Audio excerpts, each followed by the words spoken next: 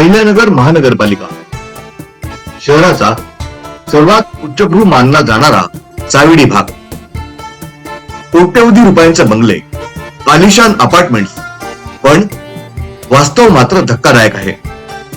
या भागात आजही सांडपाणी, स्वतंत्र ड्रेनेज लाईन नाहीये, गटार व्यवस्था नाहीये। महिन्याच्या शेवटी घरातील चेंबर तुंबल्यानंतर नागरिकांना स्वतःच्या पैशानं सक्शन टँकर बोलवावा लागतो, तेही महानगरपालिकेच्या आरोग्य विभागाची पावती फाडल्यानंतरच। अब्जावधी रुपये खर्चून स्वतःचं घर उभं करणाऱ्या नागरिकांना आज स्वतःच्या घरातील घाण साफ करण्यासाठी महानगरपालिकेची अशी मदत घ्यावी लागते। हे चित्र भयानक आहे। प्रभाग क्रमांक 3 मधून इतर मागासवर्गीय प्रवर्गातून निवडणूक लढवत असलेले जयंत येलुलकर, रसिक ग्रुप, मराठी साहित्य परिषद आणि ICC क्रिकेटच्या माध्यमातून साहित्य, कला आणि क्रीडा क्षेत्रात काम करणारे जयंत येलुलकर जेव्हा मतदारांना भेटतात तेव्हा नागरिक त्यांच्या समोर या गंभीर समस्या मोकळेपणाने मांडतात। साविड सारख्या भागातही ड्रेनेजची अशी अवस्था असेल तर हे महानगरपालिकेचा अपयश आहे। निवडून आल्यास या प्रश्नाला मी प्राधान्य देईन। ऐकूयात साविडतील नागरिकांचा आवाज जयंत येलुलकर यांचा मेट्रो न्यूज वर। नमस्कार। अहिल्यानगर महानगरपालिकेची निवडणूक येत्या 15 तारखेला जानेवारीला होत आहे।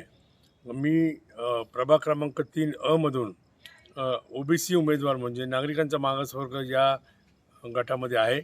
खरं तर अहिल्यानगरमध्ये महानगरपालिका हे अतिशय मोठं शक्तिस्थान आहे या शहराच्या विकासाचं, परंतु त्या ठिकाणी अभ्यासू काम करणारे, स्वतःचं कर्तव्य समजणारे जर उमेदवार गेले तर या शहरामध्ये खऱ्या अर्थानं विकासाची गंगा वाहायला सुरुवात होती।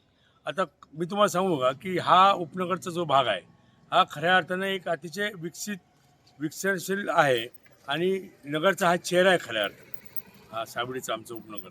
आणि या ठिकाणी अनेक बंगले आहेत, अनेक वेगवेगळ्या क्षेत्रातील नामवंत मंडळी इथे राहतात, उद्योग क्षेत्रातील नामवंत मंडळी राहतात, त्यांचे अनेक बंगले आहेत चांगले, एवढे बंगले। आणि खरं तर अतिशय या बंगल्यामुळे किंवा या सगळ्या अतिशय चांगल्या कन्स्ट्रक्शनमुळं या भागाचं सौंदर्य खऱ्या अर्थानं वाढीस आलेलं आहे।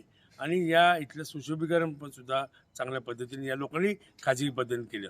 इतके मोठे बंगले असतानासुद्धा बंगल्याबाहेर कोणत्याही प्रकारची ड्रेनेज सिस्टीम जास्त नाही, याच्यामध्ये नाही। आणि इथे या लोकांना, त्या नागरिकांना सक्शन पंप पालिकेकडून आणावा लागतो। महानगरपालिका होऊन 22 वर्ष झाली तरीसुद्धा ही सुविधा जर नसेल तर ही शोकांतिकाच म्हणावं लागेल। आज इतका सुसंस्कृत सगळी मंडळी इथे राहतात, या ठिकाणी अनेक सुविधा हवी, जे छान मार्केट पाहिजे, इथं छान शॉपिंग सेंटर पाहिजे। याचं कारण असं की हा या शहराचा आरसा आहे, या शहराची ही ओळख आहे।